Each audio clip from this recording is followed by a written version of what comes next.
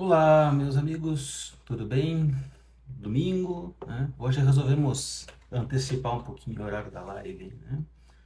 É 17 horas, tradicionalmente fazemos às 19, né? Mas hoje resolvemos antecipar um pouquinho aí o horário, né?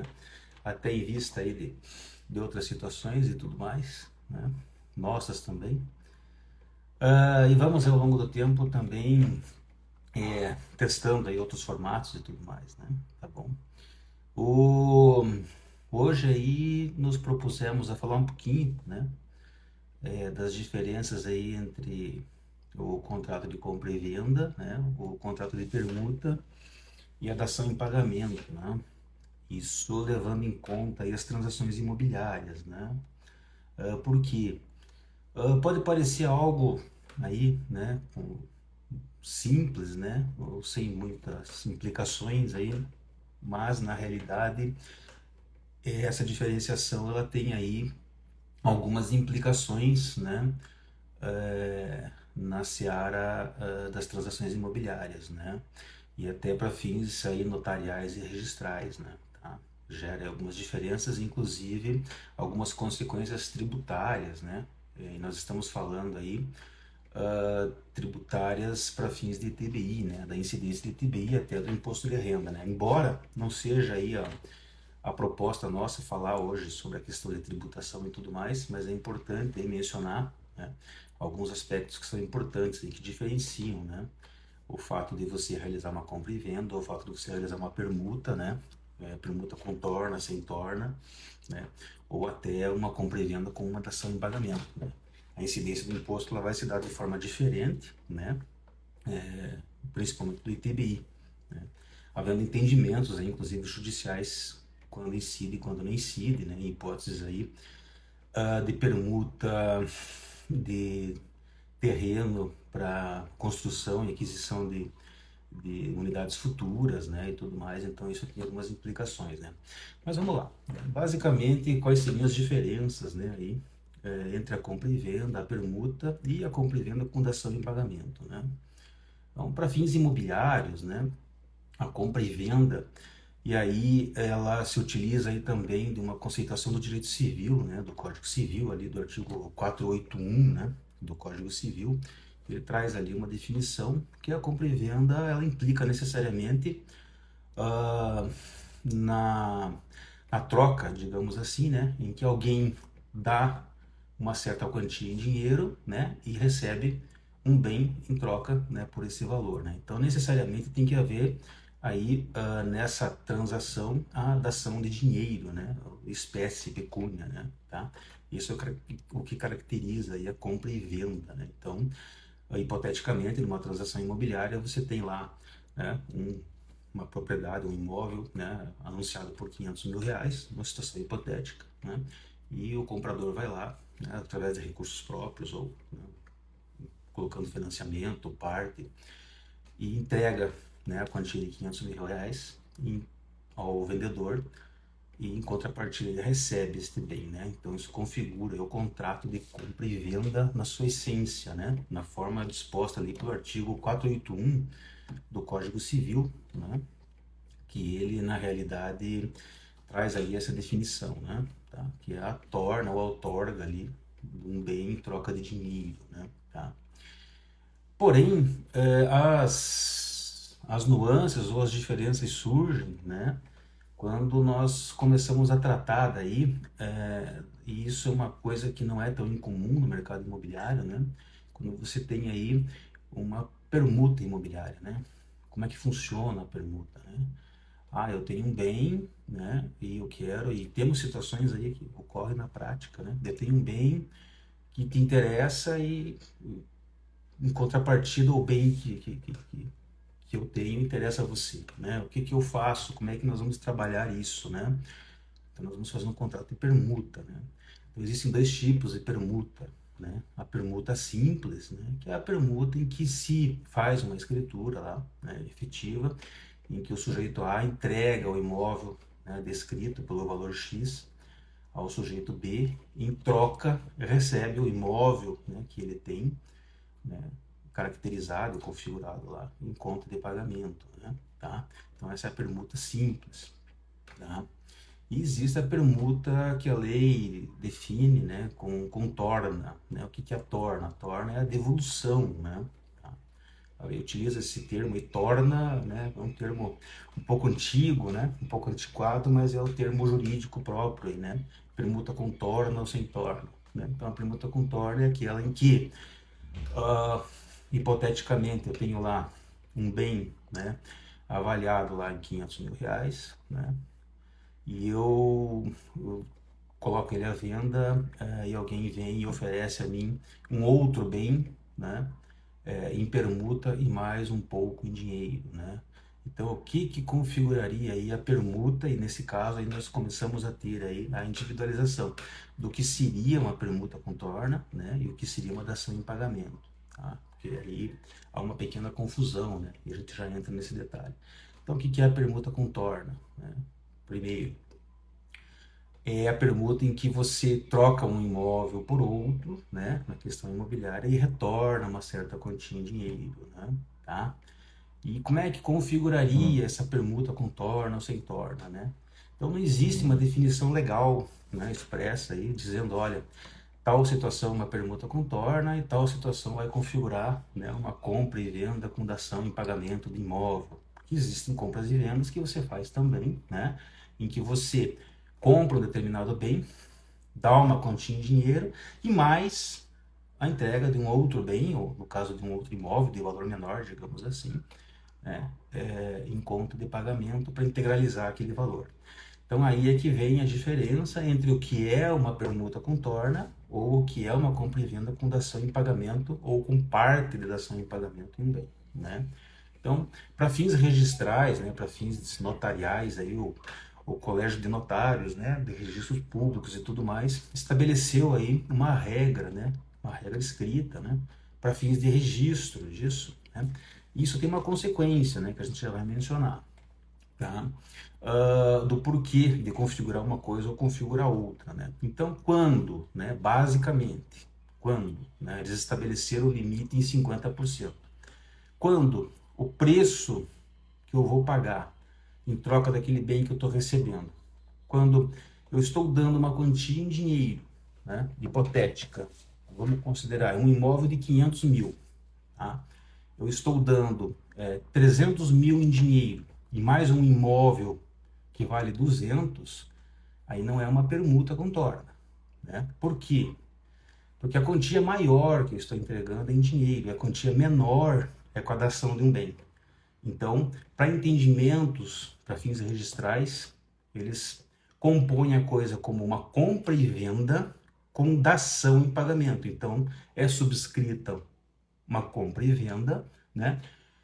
Paga da seguinte forma, 2 pontos. 300 mil em dinheiro na nossa situação hipotética e mais a dação em pagamento de um imóvel no valor de X. Por quê?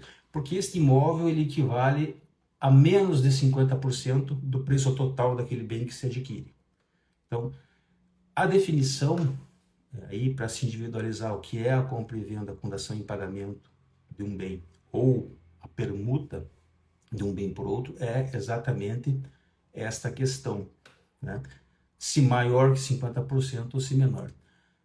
Na mesma negociação de 500 mil hipotética que nós colocamos aí, né? Eu vou dar um imóvel de 300 mil e mais 200 mil em dinheiro. Percebe que agora eu inverti? Então agora não é mais 300 mil em dinheiro e um imóvel de 200 mil. Agora eu estou dando 200 mil em dinheiro e um imóvel que vale 300. Para fins notariais, né, isso vai ser subscrito de uma forma diferente. Isso vai ser uma permuta imobiliária. Estou permutando um imóvel para o outro com uma torna ou com um retorno de 200 mil, certo? Então, para fins imobiliários, né, a subscrição deste contrato, né, para fins de registro e tudo mais, ela tem uma importância, né, tá? E aí esse divisor aí do mais que 50% ou menos que 50% se estabeleceu aí por regra normativa dos cartórios, né? Isso não está na lei, né? A lei não prevê isso de forma expressa, porém os registros, né? O Colégio de Registros Públicos, ele estabeleceu isso de uma forma, digamos assim, uma jurisprudência, entre aspas, interna, não é uma jurisprudência, porque a jurisprudência é a dicção do direito, né? E só os tribunais podem, só o judiciário pode dizer o direito, né? Então não é uma jurisprudência. Mas digamos assim, estabeleceram um entendimento uniforme interno, né? No sentido de que quando o comprador paga o preço através de dinheiro e mais um bem, e o valor desse bem excede 50% do preço do imóvel que ele está comprando, então aí é uma permuta com torna em dinheiro. Se o valor desse bem que ele está dando é menor do que 50%, então é uma compra e venda com dação ou com parte de dação em pagamento de um imóvel. Tá? E aí vocês vão perguntar ou vão questionar, tá, tudo bem, mas qual é o efeito prático disso para fins imobiliários, né? Tá?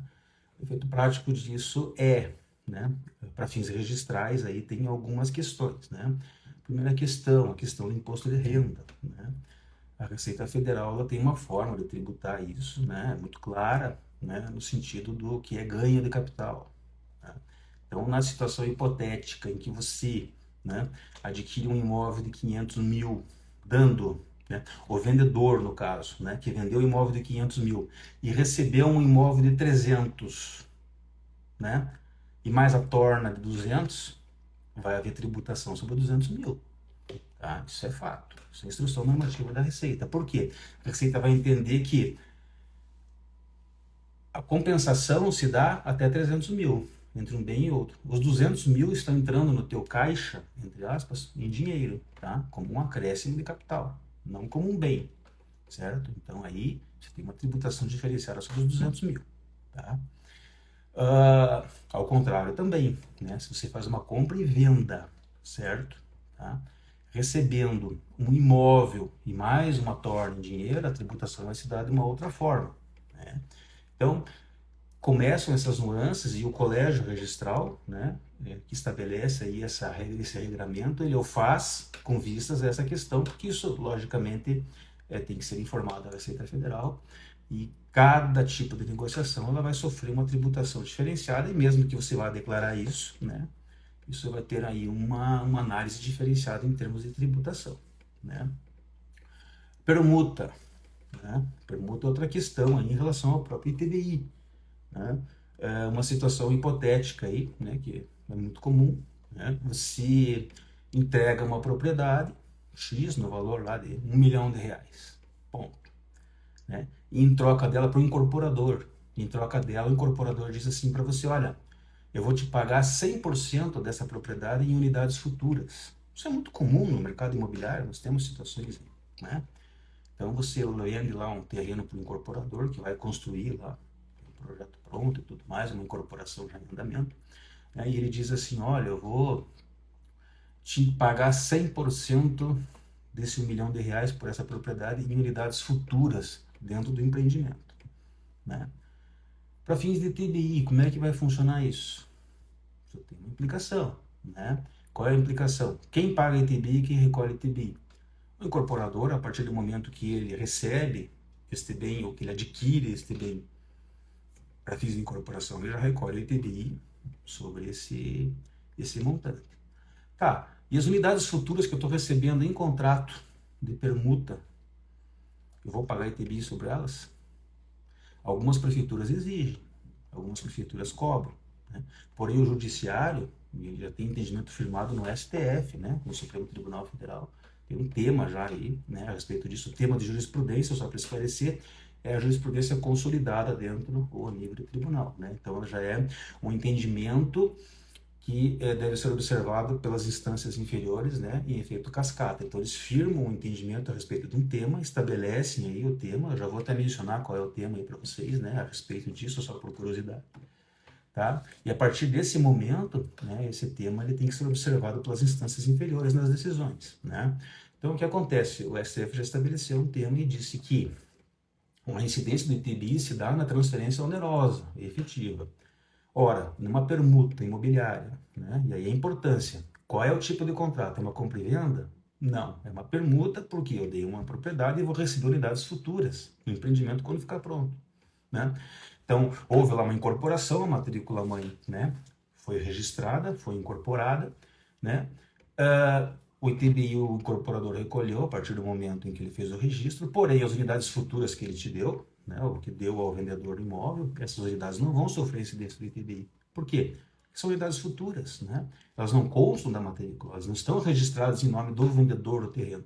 Ele vai receber essas unidades quando da finalização do empreendimento, quando da expedição das matrículas autônomas, né, em que vai haver o registro, a transferência e o registro das propriedades das unidades autônomas em nome dele. A partir desse momento, ele vai recolher o ITBI. Né? Então, perceba a importância da individualização, né, ou da identificação de um contrato de compra e venda, pura e simples, ou, neste caso, de um contrato de permuta. Né? A título de curiosidade, o tema do STF é o número 1124, né? Que ele diz o seguinte: o fato gerador do imposto sobre a transmissão inter vivos de bens imóveis, que é o ITBI, né?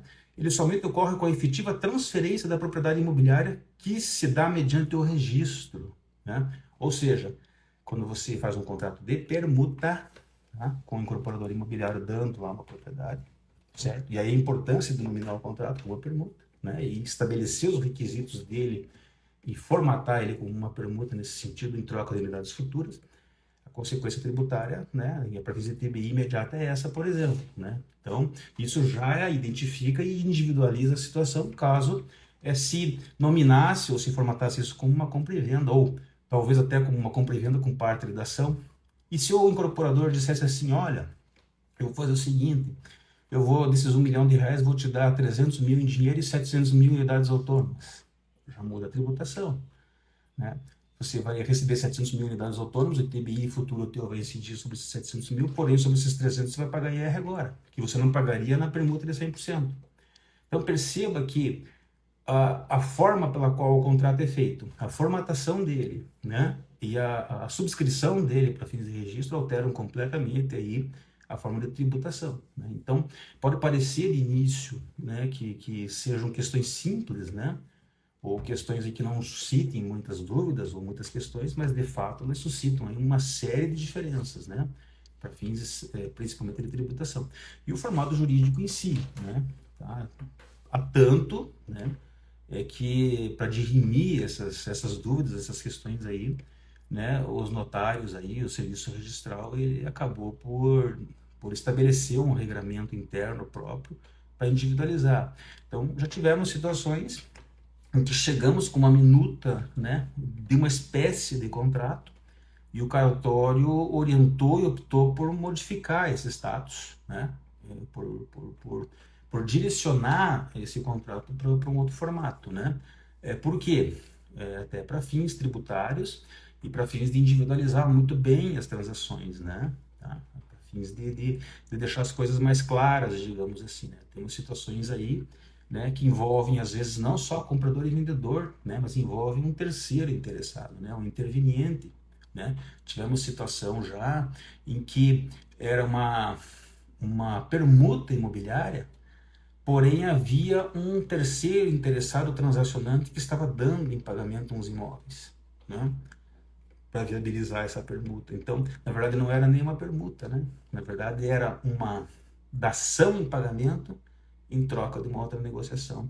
Então, aí optou-se, na verdade, por dividir as negociações, né? Em vez de fazer um termo só de compra e venda, com o terceiro interessado dando em pagamento uns imóveis, né, fazendo uma cessão de direitos, etc., optou-se lá na situação específica por se fazer uma compra e venda, né, e um dos vendedores fazer uma cessão de direitos em favor do terceiro, né.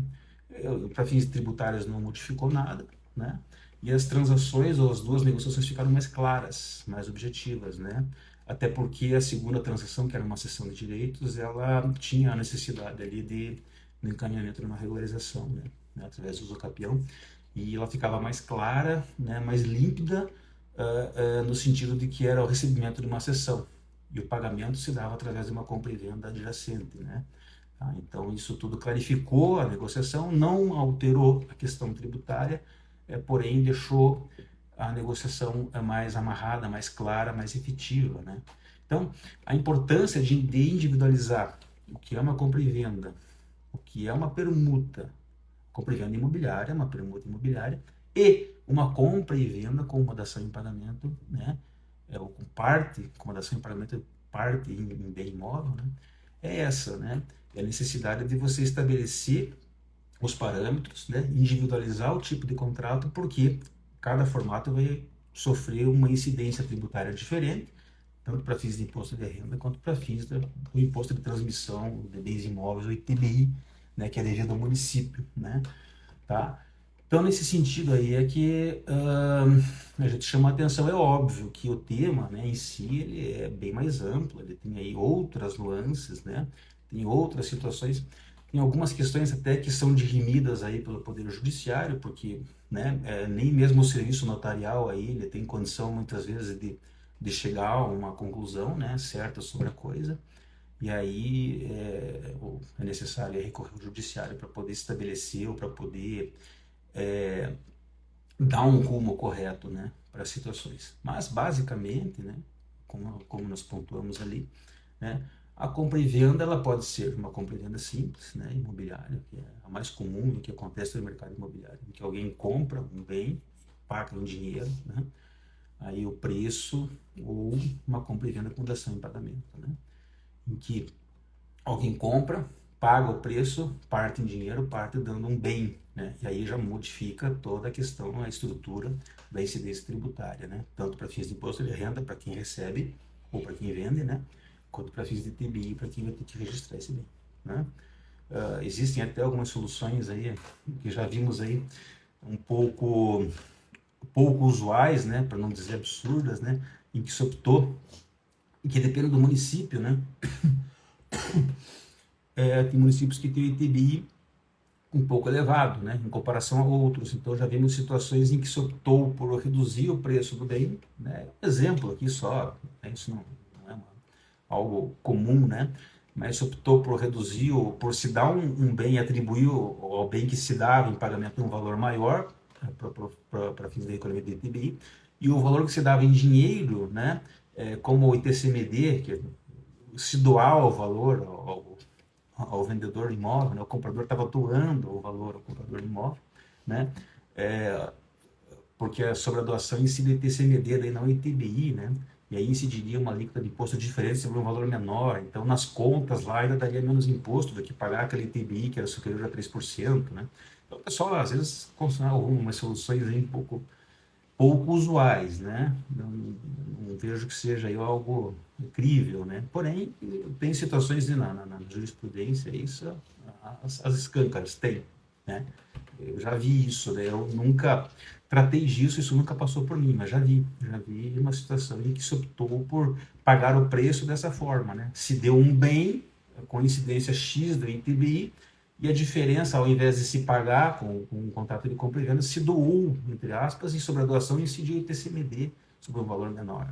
Né? Nas contas lá que eles fecharam, dava um valor menor, né? De imposto, etc. Enfim, aí é questão de cada qual. Né? É possível, juridicamente né? Embora seja algo pouco crível. Né? Tá? Usual, compra e venda, simples, pura, ou compra e venda com dação em pagamento, parte imóvel, né? Tá?